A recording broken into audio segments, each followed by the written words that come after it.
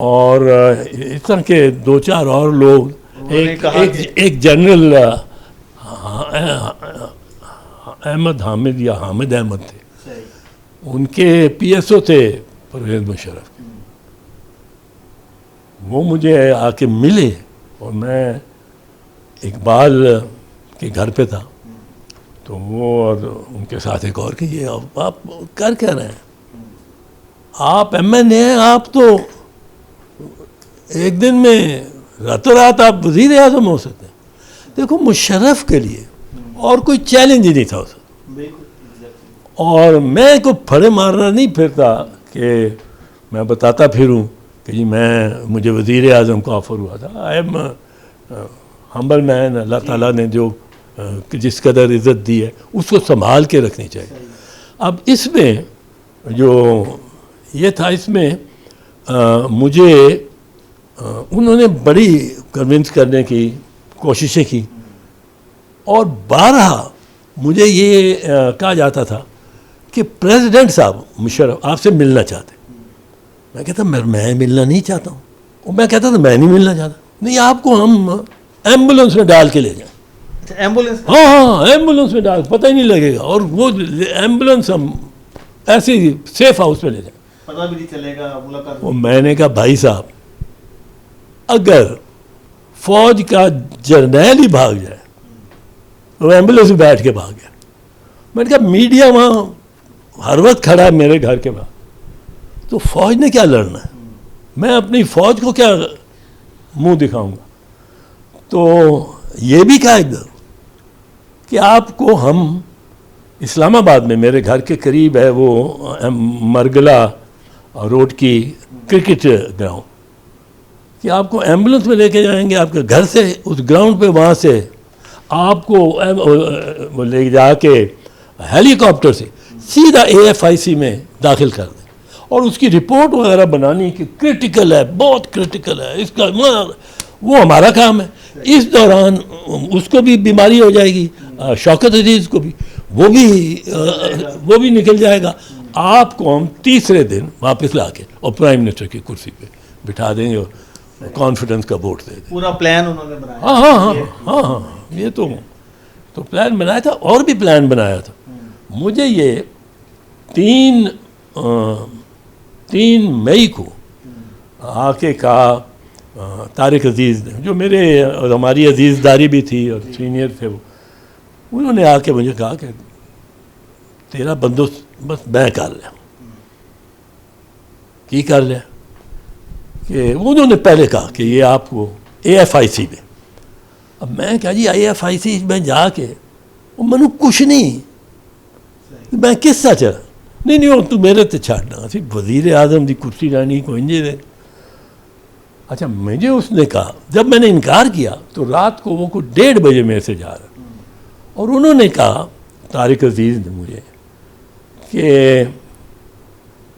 अलहदा करके अपने ड्राइवर से भी और जो लोग खड़े हुए थे साहब उनसे अलहदा करके मुझे कहते हैं कि तू बस ख्याल रखियो ना अपना। अच्छा। जे तू करने बिल्कुल पड़ेगा, जे तू नहीं जाना साढ़े ना, तो ख्याल रखी। 5 मई को हम लाहौर आ रहे थे, ये वो 27 घंटे की ड्राइव इनको मिल गई थी को ज़मीनी इंफॉर्मेशन के बंदे बहुत हो जाते, और ये टर्निंग पॉइंट हो जाएगा। जो जज तुम्हारे इस साथ हैं वो जज छोड़ जाएंगे, जर्नल छोड़ जाएंगे। अब मेरे साथ ये सब डिस्कस किया तारिक अजीज़ ने, पर चलते हुए कहा कोई 1:30 बजे रात यूँ मेरे कंधे पे हाथ डाल के फिर एहतियात करी, चौकस रही, क्योंकि ये बड़े डेस्परेट हुए ने और ये ना कुछ करना। मैं बड़ा मैंने इस पर यह किया कि मैंने उसको तो कहा कि नहीं मैं नहीं। अब मैं परेशान रात को, मैंने दूसरे दिन सुबह चीफ जस्टिस के घर में चला गया। मैंने कहा इसको तो बता दूं कि कल ये क्या है कि मुझे नहीं, चौधरी साहब के इफ्तिखार चौधरी, मैं उनके घर चला गया। अब वहाँ हमारा, मैं उनके आगे पेश ही नहीं था होता, तो मेरा उनका रिश्ता जज और वकील का नहीं था। वो मैंने कोई बेल नहीं थी, जमानत नहीं लेनी होती थी, मैंने कोई स्टे ऑर्डर नहीं लेना होता था, तो हमारा एक डिफरेंट है।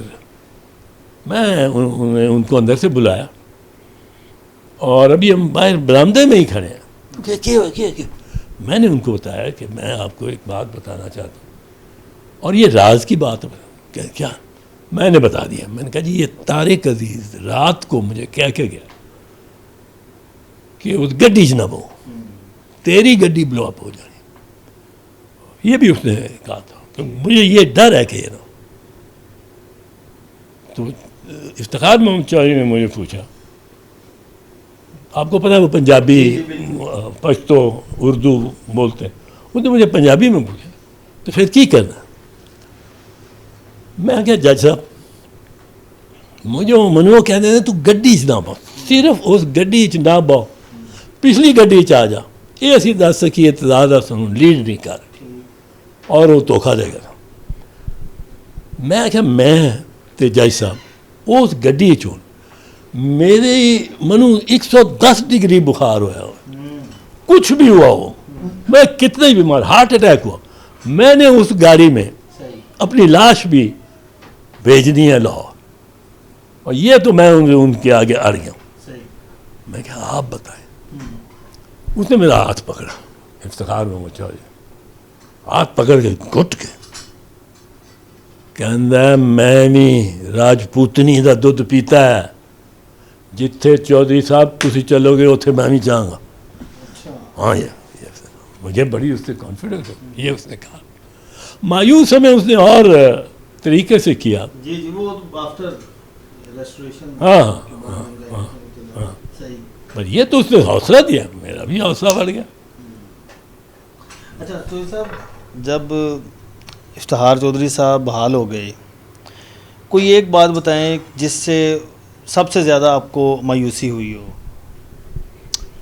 जब बहाल हो गए तो कुछ देर तो ठीक रहे, कोई ऐसी बात नहीं हुई, पर जो सबसे ज़्यादा मायूसी मुझे हुई तो ग्रेजुअली होता, वो उस दिन हुई सारे उस दिनों से, जिस दिन अपने बेटे को सामने खड़ा करके और बेटे का केस सुनना शुरू। मैंने जाके कहा, मैं नहीं जाता होता था कोई जी जी। इस तरह, और उसमें मैंने जाके और एहतजाज किया। मैंने कहा जी किस तरह आप अपने बच्चे किस तरह इंसाफ कर सकते हैं? नहीं नहीं नहीं नहीं, मैं इंसाफ करूँगा, मैं कर सकता हूँ। मैंने कुरान बीच में रख लिया। मैंने कहा ये दुनिया नहीं मानने को तैयार, एक बेटे का केस एक बाप सुने, आप किस तरह ये हो, या आप तो हमारे एतमाद को। खैर अगले दिन भी बैठ गए, पर फिर कोई इस पर प्रोटेस्ट सारे मुल्क में होने शुरू हुए। फिर उन्होंने रियलाइज़ किया कि ये नहीं बनेगा काम, फिर उन्होंने बेंच ऐसा बना दिया जो वो खुद ही बैठे हुए थे। वो नहीं, वो थे ख्वाजा जवाद एस ख्वाजा, और दूसरे थे कराची के जो चीफ जस्टिस भी रहे थे, नाम मुशीर आलम। तो उन्होंने उस दिन तो मतलब है सारे इंसाफ के जो तकाजे थे वो उन्होंने मादूम कर दिए। अच्छा तो ये सब अदलिया बहाल हो गई, चौधरी साहब ने अपना काम शुरू कर दिया, उसके बाद उन्होंने काजी फ़ायज़ ईसा साहब को चीफ़ जस्टिस बलूचिस्तान लगाया, उसके बाद फिर काजी साहब का बतौर चीफ़ जस्टिस पाकिस्तान भी दौर आपने देखा।